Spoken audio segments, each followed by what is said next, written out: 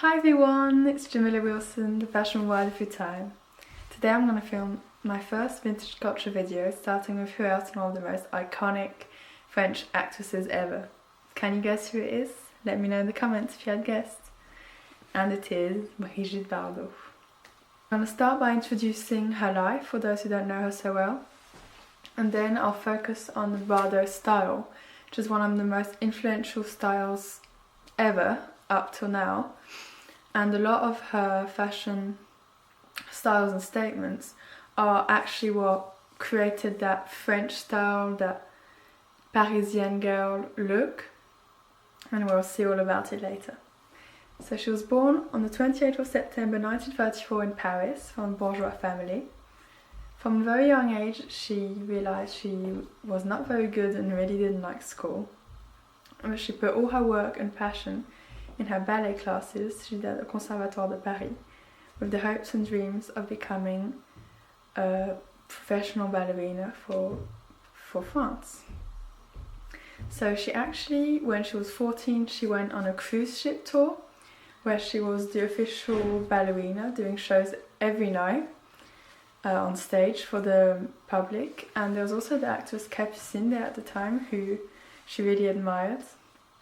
Then when she was about 15, 16, she also joined a troupe, theatre and dance troupe, and joined them for a few weeks on stage doing shows and dances. And so her father was an industrial and her mother was an stay-at-home mother.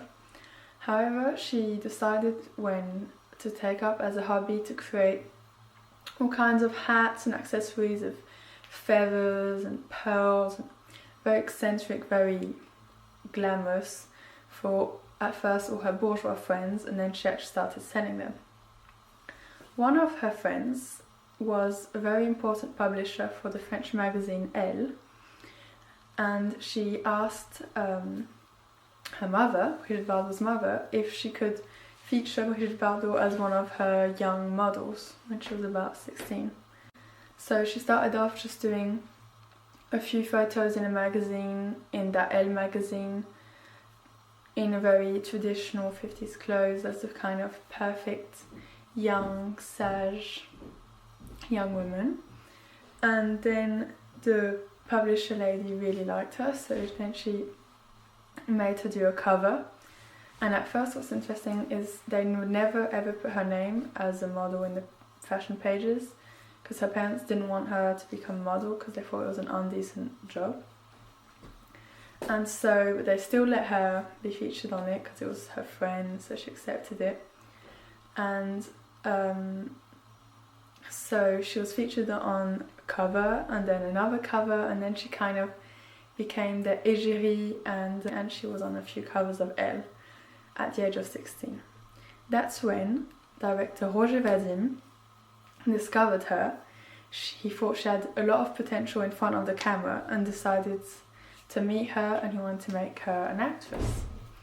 So he got her into a few auditions, and she did acting for a few years with just as really small roles. Un physique de théâtre, moi? Vous auriez un succès fou sur scène. Et je ne me suis jamais trompé. Oh, actrice! Oh, vous croyez? Pourquoi pas? Vous apprenez un bout de rôle, n'importe quoi, quelques mots. Vous me téléphonez à Rouen. Je suis dans l'annuaire. Oh, j'oserais jamais. She loved being on set, but she hated that they would put so much makeup and do her hair and all of that. Oh, by the way, I forgot to mention, but all the information I'm saying is taken from Brigitte Bardot's memoir, right here, which I read a few months ago, and the book Le Style Bardot by Henri-Jean Servat, and it's actually written by a friend of Bardot's, and she asked him to write it. So I got a lot of information from those two books. So, talking about Brigitte Bardot's hair, there's actually one really important thing from one of those small roles in the movies, was when she played the role of Poppy in Rome, in a huge Roman movie. and it's the movie called Il mio figlio negrone. And so in that movie, she, like a lot of prostitutes at the time, would dye their hair really blonde, and she was playing one of those roles, so she had to have blonde hair. So they dyed her hair blonde, and she said the movie was a catastrophe. It was really not worth watching. However, it was hugely impactful in her style and her career because it's what made her become blonde. She had never really thought of it before, because she was more of a brunette up till then. And that's how she became the Brigitte Bardot we all know now.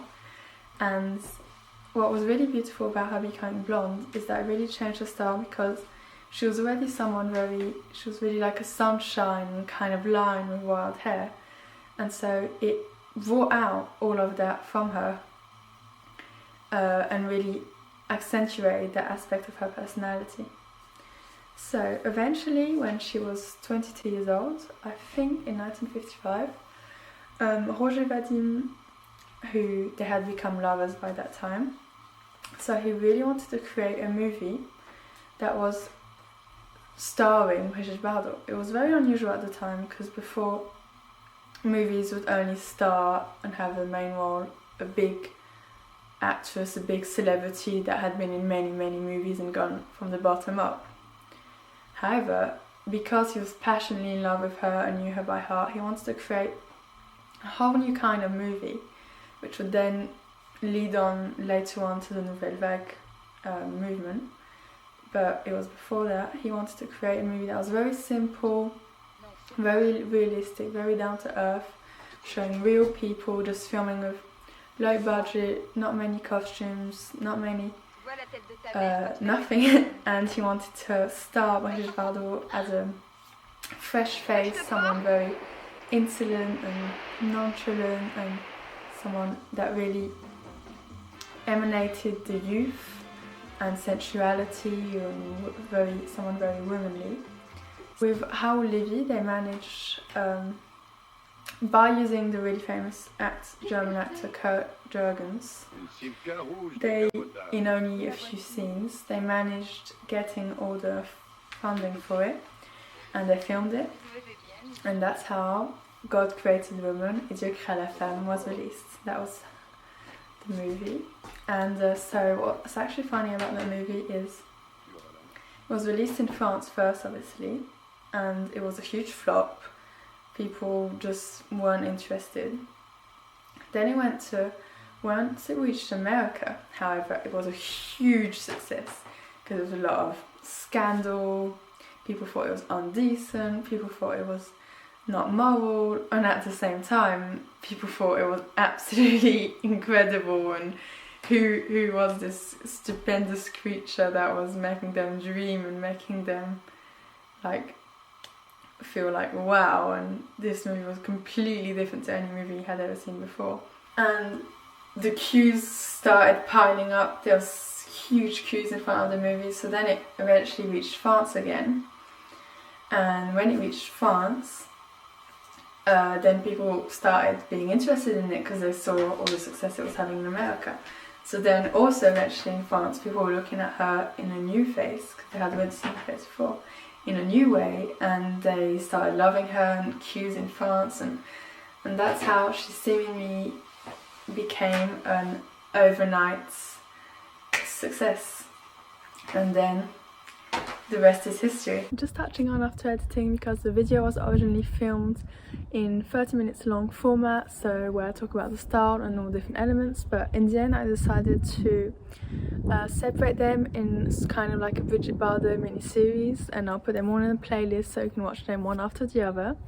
So this is the first video. I hope you enjoyed it, and this is my first ever video of my whole fashion culture videos, and so I would love some feedback if you have any, if I should change anything, if I should update the way I speak, the way I edit, the way I show visuals.